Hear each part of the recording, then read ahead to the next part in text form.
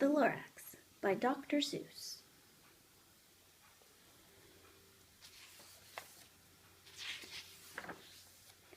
At the far end of town where the grickle grass grows, and the wind smells slow and sour when it blows, and no birds ever sing excepting old crows, is the street of the lifted Lorax. And deep in the grickle grass, some people say, if you look deep enough, you can still see today where the Lorax once stood just as long as it could before somebody lifted the Lorax away. What was the Lorax, and why was it there? And why was it lifted and taken somewhere from the far end of town where the grickle grass grows? The old Once-ler still lives here. Ask him. He knows.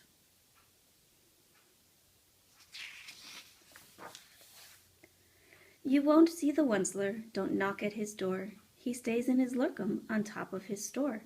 He lurks in his lurkum, cold under the roof, where he makes his own clothes out of muffered muff. And on special dank midnights in August he peeks out of the shutters, and sometimes he speaks and tells how the Lorax was lifted away.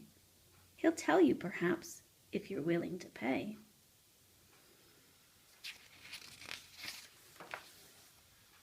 On the end of a rope he lets down a tin pail, and you have to toss in 15 cents and a nail, and the shell of a great-great-great-grandfather snail.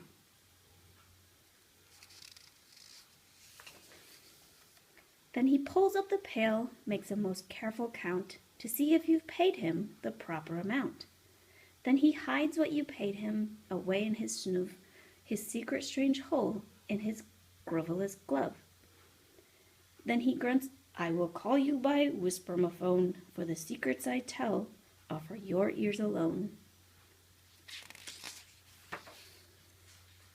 Slop! Down slups the whisper-ma-phone to your ear, and the old Once-ler's whispers are not very clear, since they have to come down through a snurgly hose, and he sounds as if he had smallish bees up his nose.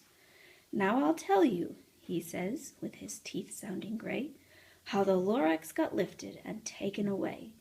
It all started way back, such a long, long time back.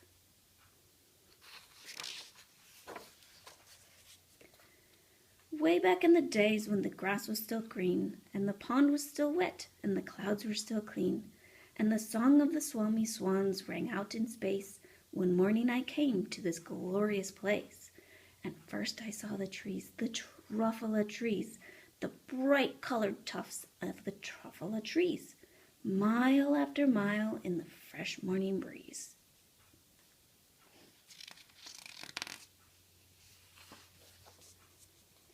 And under the trees I saw brown babaloots frisking about in their barbaloot suits as they played in the shade and ate Truffula fruits. From the rippleless pond came the comfortable sound of the humming fish humming while splashing around.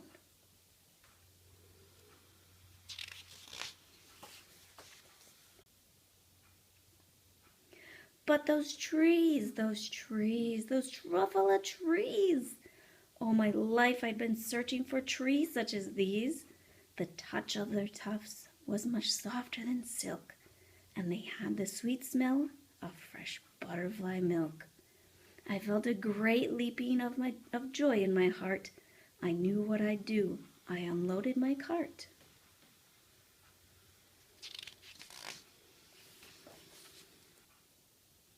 In no time at all, I had built a small shop, then chopped down a Truffula tree with one chop.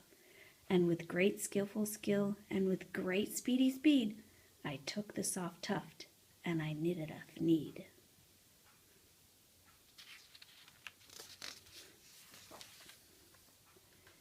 The instant I'd finished, I heard a gazump. I looked. I saw something pop out of the stump of the tree I'd chopped down. It was sort of a man. Describe him? That's hard. I don't know if I can. He was shortish, and oldish, and brownish, and mossy, and he spoke with a voice that was sharpish and bossy.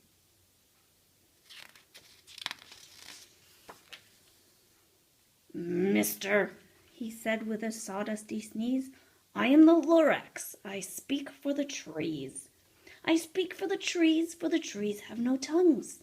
And I'm asking you, sir, at the top of my lungs." He was very upset as he shouted and puffed, "What's that thing you've made out of my truffula tuff?"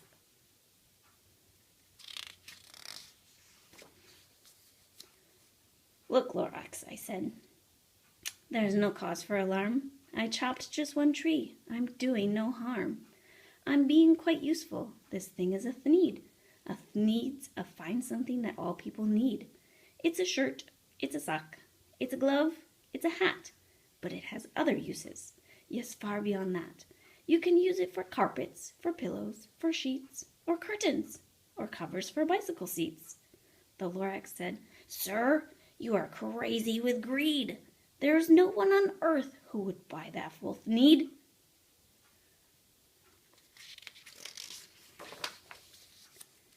But the very next minute I proved he was wrong, for just at that minute a chap came along, and he thought that the Thneed I had knitted was great.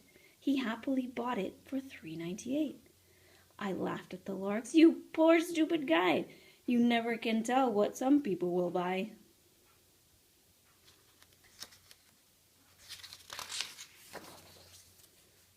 "I repeat," cried the Lorax, "I speak for the trees." "I'm busy," I told him. "Shut up, if you please." I rushed across the room and in no time at all built a radiophone. I put in a quick call. I called all my brothers and uncles and aunts, and I said, "Listen here. Here's a wonderful chance for the whole Once-ler family to get mighty rich. Get over here fast. Take the road to North Nitch. Turn left at Weewalkin. Sharp right at South Stitch."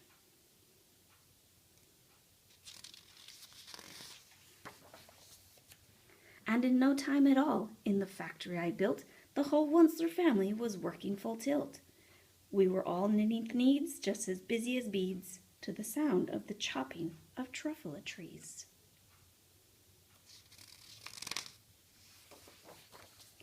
Then, oh baby, oh, how my business did grow. Now chopping one tree at a time was too slow. So I quickly invented my super axe hacker, which whacked off 4 truffula trees at one smacker. We were making Thneeds 4 times as fast as before, and that Lorax, he didn't show up anymore.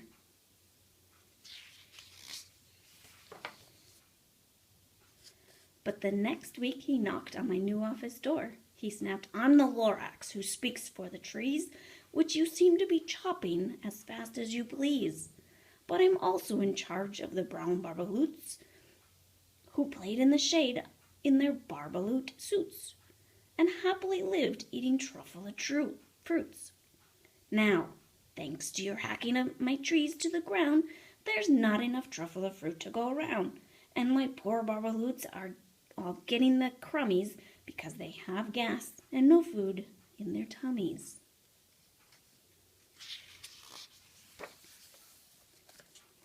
"They loved living here, but I can't let them stay. They'll have to find food, and I hope that they may. Good luck, boys," he cried, and he sent them away.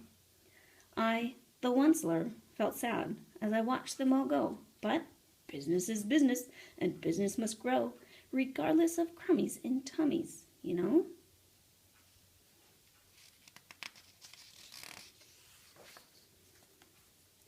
I meant no harm, I most truly did not, but I had to grow bigger, so bigger I got. I biggered my factory, I biggered my roads, I biggered my wagons, I biggered the loads of the Thneeds I shipped out.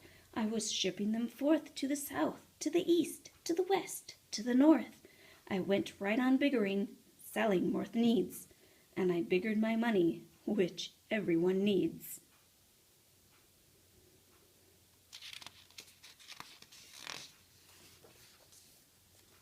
Then again he came back. I was fixing some pipes when that old nuisance Lorax came back with more gripes. "I am the Lorax." He coughed and he whiffed. He sneezed and he sniffled. He snargled, he sniffed. "Once-ler," he cried with a cruffulous croak. "Once-ler, you're making schmoggler smoke. My poor Swomee-Swans, why they can't sing a note. No one can sing who has smog in his throat.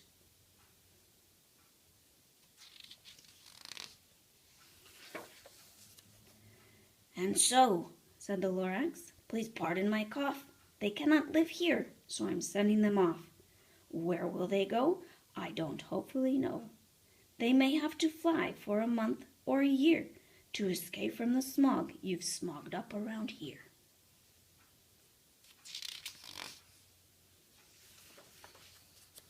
What's more, snapped the Lorax, his dander was up, let me say a few words about gluppity-glup. Your machinery chugs on, day and night without stop, making gluppity-glup, also sloppity-slop. And what do you do with this leftover goo?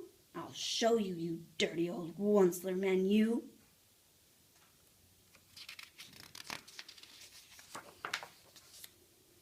You're glumping the pond where the humming fish hummed. No more can they hum, for their gills are all gummed. So I'm sending them off, oh, their future is dreary. They'll walk on their fins and get woefully weary in search of some water that isn't so smeary.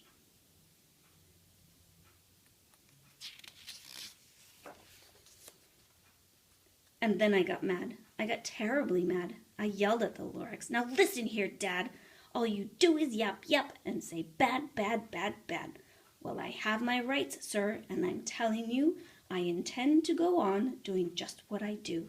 And for your information, you Lorax, I'm figuring on biggering and biggering and biggering and biggering, turning more Truffula trees into Thneeds, which everyone needs.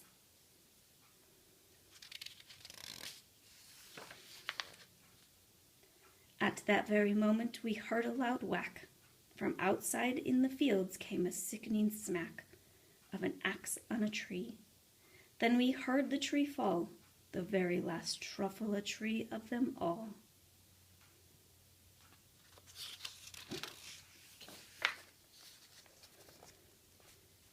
No more trees, no more Thneeds, no more work to be done.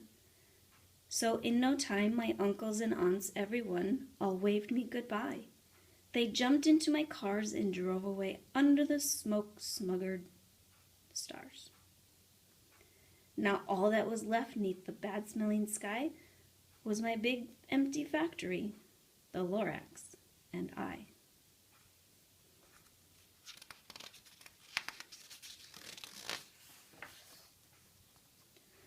The Lorax said nothing, just gave me a glance, just gave me a very sad backward glance, as he lifted himself by the seat of his pants.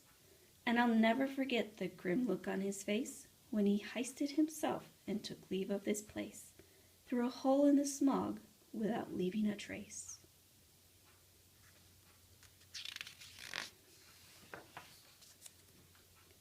And all that the Lorax left here in this mess was a small pile of rocks with the one word, unless.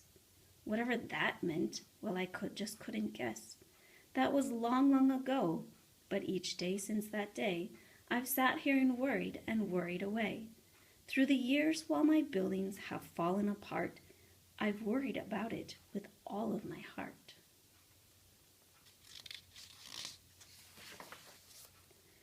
But now, says the Once-ler, now that you're here, the word of the Lorax seems perfectly clear.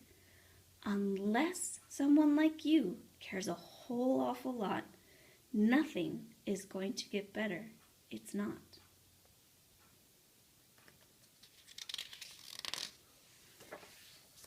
So, catch, says the Once-ler. He lets something fall. It's a Truffula seed. It's the last one of all. You're in charge of the last of the Truffula seeds, and Truffula trees are what everyone needs. Plant a new Truffula, treat it with care, give it clean water, and feed it fresh air. Grow a forest, protect it from axes that hack, then the Lorax and all of his friends may come back.